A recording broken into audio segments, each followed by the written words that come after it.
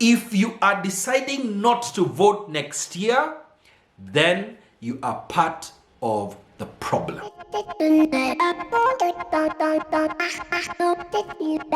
If there was ever a time where being awake politically was important, then it would be now.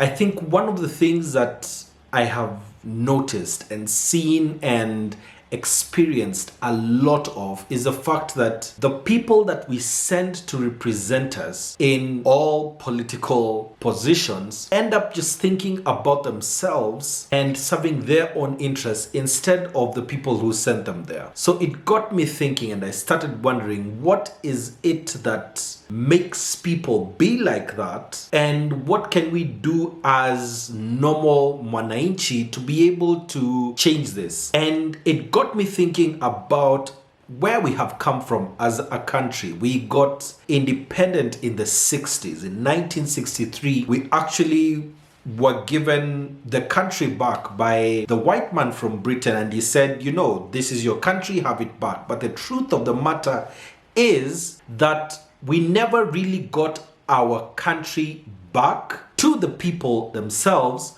What actually happened is that the white man gave this country to a number of educated Kenyans. That's it. And what happened from 1963 and still happens until today, I think it was J.M. Kariuki who said this country is made of 10 billionaires or millionaires and 10 million beggars. And that's exactly what continues to happen until today. And you will see over and over again that the path to riches for so many people is just getting into politics. And I remember when we were younger, it would be, what would you want to be when you grow up? And people would always be saying they want to be doctors, they want to be engineers, they want to be this or that. But then now, if people want to make money, and as a young person and you want to make money, then the only sure way, the only sure bet to making money now is getting into politics, because you can be whoever it is that you are today. You can be even a cleaner, and if you make it into politics in 5 years, you have over $1 million in wealth. Why? If indeed people are really doing this servant leadership, then shouldn't we, the electorate, be richer than they are? Shouldn't we be the ones with the resources and they aren't? And if we are really their employers, then how come they are richer than us, yet we are paying them? And it even gets me to a few years ago when the president declared that him and his deputy were getting pay cuts. But the truth of the matter is they didn't, and their pays never went down, but just for PR purposes. And even recently, like last week, there was an election where the two main people who were actually vying for that position were both one from the party of the president, the second from the deputy president's party, and I'm wondering, why are they contesting? And if you look at politics in the country, it's all about these 4 or 5 people who run this country of 50 million people, and you ask yourself, then why? Why is it that these people are the ones controlling everything? And if you look at it, it stems from the very first leaders that we got. And the story goes that there was someone who was supposed to have been the Prime Minister of Kenya, and he said that he would not allow himself to be Prime Minister and take over leadership if other people were still in prison. And once those people were released from prison, they were given the leadership itself. And if you look at what happened in the 60s and the 70s, it was consolidation after consolidation of resources around the people who were the politically elite. And every single time you look at it and you ask yourself, so what is the difference between before independence and after independence? There is no difference. And even up to today, over 80, probably 90% of the people who are in political circles today cannot declare exactly where they got their money from, because they know the place they got their money from is not legitimate. And if you ask how someone made their wealth, there are always all these stories of he was a humble this seller, whatever it is, and he made his money from rearing I don't know what. But the truth of the matter is, if you go deep into those kind of businesses, which is something that I've tackled very many times, if you look at exactly how much it would need for you to make that kind of money, it just doesn't add up. And my question is, how can we be able to change this conversation from people just making money out of our sweat to people going into these positions without the clout that it has? So I have a number of thoughts on this. And the first is, all the positions of politicians should have no salary attached to them. This is why. If someone is going to go and be a servant, then we should house them reasonably. We should pay for their fuel, which we already do, reasonably. We should give them a median income of food provided for them. They should fly economy. They should get into the same transport that we get into ourselves. Then they should earn no salary. Because the reason why you're earning a salary is so that you can be able to cater for these things. Now, an MP, for instance, has a fuel expenditure. Their assistants, their wives or whoever are paid for. They themselves have offices that are for free. So what exactly are we paying them for? Now, because we need to pay them for sitting in parliament and being in these committees, then let's give them the per diem that they would be giving to teachers as well. Let's give them that. Because some of these people, if they are getting salaries, then for me, if we decide to give them salaries, then let them be taxed as well. Because the majority, if not all, of the salary of most of our politicians is not subject to tax. Number two, the Salary Remuneration Commission, SRC, should not report to any of these people. Because of the fact that even it was 2012, when they set the salaries of the MC at 100,000, of the MP at 300,000, and I think the president was earning about 700 or a million, whatever it was. And then this commission that is supposed to be independent was then subjected to members of parliament. So this particular job that these politicians do is this special kind of job where people send you to represent them and then you determine exactly how much you're going to earn. That makes no sense. It makes no complete sense. The amount of money that these people control in terms of budget, the CDF, all these things that they give to themselves, the grants that they were given 4.5 just to support BBI. And then now they want computers as well, Macs to be precise, just for them to be able to attend these meetings online on Zoom. And yet, almost 10 years later, the project for laptops has never gone anywhere.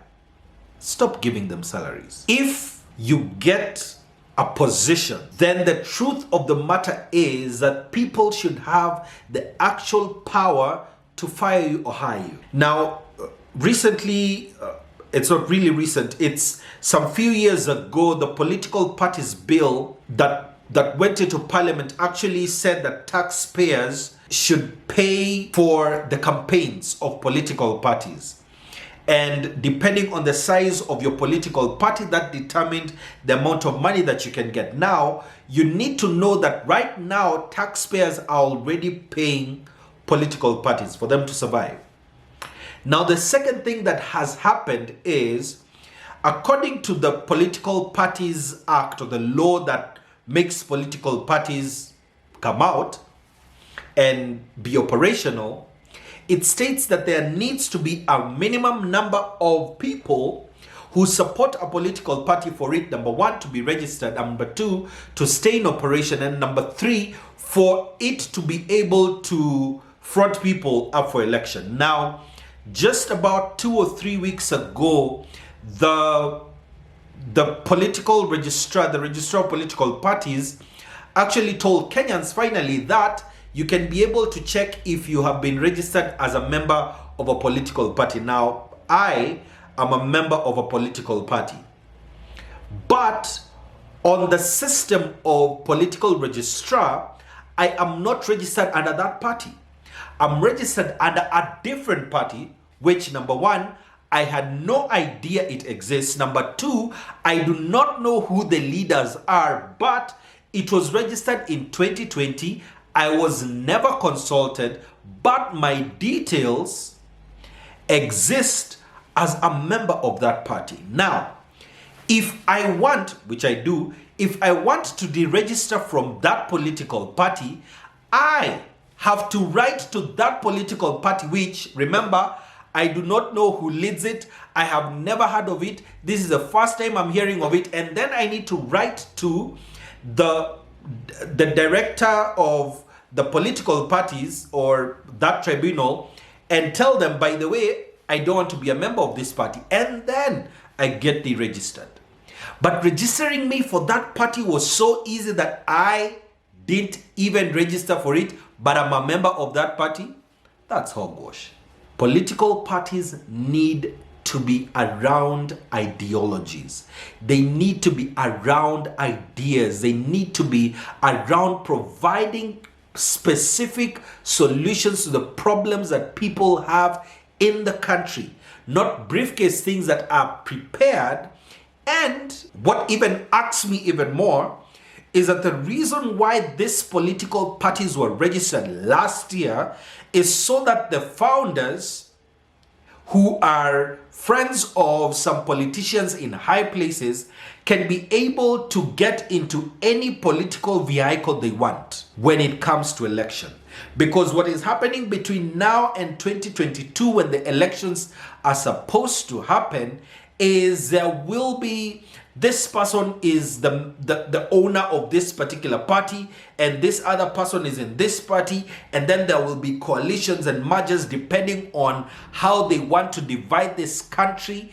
Kenyans, it is time for you to take control of your country. It's been over 50 years. It is almost 60 years of a group of people, and they are not even more than 50, controlling 50 million Kenyans and they are destinies. That boggles the mind. 50 million people controlled by 50 people. We are the ones who pay their salaries. We are the ones who pay taxes so that they can have money. We are the ones who make sure that they exist. This is what I want you to do. In order to take control of your own country, give a blackout to these politicians. Whoever they are, do not give them a stage. The 500 shillings that they are offering you is not enough to sustain you for the next 5 years. The amount of money they promise you is not enough to sustain you for the next 5 years. Take back your vote. Hold it close to you. In fact, if you are deciding not to vote next year, then you are part of the problem. Most of these politicians are getting in, having been voted by a minority of the population. If a majority actually showed up and exercised their true rights, then many of these people, if not all of them, would fall by the wayside. Look at 2017. It was very clear. 8 million people showed up to the ballot. Now, if you look at the political statistics, say half of the people in this country were not yet 18 by then. That gives you about 20 million people who would have been eligible to vote in 2017. But 8 million out of those 20 determined who would be the president of the country. That means that 12 million people did not show up to vote. Now, even the 8 million is contestable, especially for the second one where it said it was about 2 or 3 million. But imagine that. Even if it was 8 million, 8 million people out of 20 million, that's about 40%. 40% of adults voted, if the numbers are to be trusted. Now, 40% of adults voted. Then how do you explain you being led by someone who the majority of the people never even chose? And that tells you that one vote is important. Your vote is important. And if you accept to be led by someone for the next 5 years, then you need to have put your voice in it. And just casting your ballot with your conscience, not with the money that they give you, because the biggest problem that there is, if they give you that 100 shillings, you are giving them the license to steal 10,000 bob. Per person, per person. Do you remember a statement that was said that 2 billion is being stolen every single day? 2 billion is 2,000 million. Imagine that. Stolen every day and accounted for every single day. Now, that 100 shillings that you were given so that you vote for a particular person is the license they use to steal 2 billion a day. Now, in 1 year, 365 days, that comes to 730 billion shillings. In 5 years, that is 3.5 trillion actually. A half of Kenya's debt is stolen in 5 years. We have a debt of 7 trillion. They steal 3.5 trillion. You and your children, me and my children, are going to pay that whole 7 trillion plus that 3.5 that they stole. If that doesn't make you politically awake, nothing will.